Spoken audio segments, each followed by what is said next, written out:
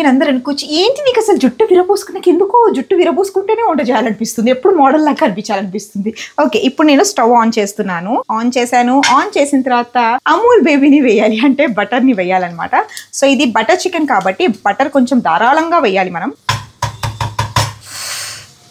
ఇలా బటర్ ధారాళంగా 2 cubes of butter వేస్తున్నాను ఇందులో నేను. సో ఈ బటర్ కూడా మెల్ట్ అయిపోయింది అనమాట. యాక్చువల్లీ ఇదిగో నేను బటర్ చికెన్ ఇప్పటివరకు ఎప్పుడు చేయలేదు. మా ఆడబడుచు చాలా బాగా చేస్తారు బటర్ చికెన్, అరీఫ్ వాళ్ళ సిస్టర్. కానీ ఈ మన ఇంజీ వాళ్ళ వల్ల నేను రెసిపీ నేర్చుకుంటున్నాను అనమాట. చాలా బాగా ఇన్స్ట్రక్షన్స్ ఇచ్చారు వీళ్ళ రెసిపీ లీఫ్లెట్ లో. ఇక్కడ ఇంజీ వాళ్ళది మనకి గ్రేవీ మిక్స్ వచ్చిందనమాట. సో ఈ గ్రేవీ మిక్స్ టమాటో ప్యూరీ అంతా ఉంటుంది, ఇది మనం ఇందులో వేసేయాలి.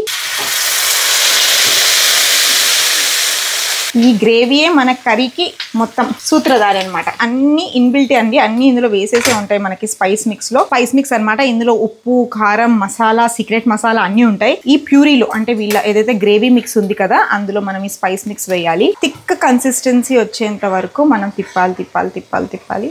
ఈ గ్రేవీని మనం పోర్ చేస్తున్నాం. వా,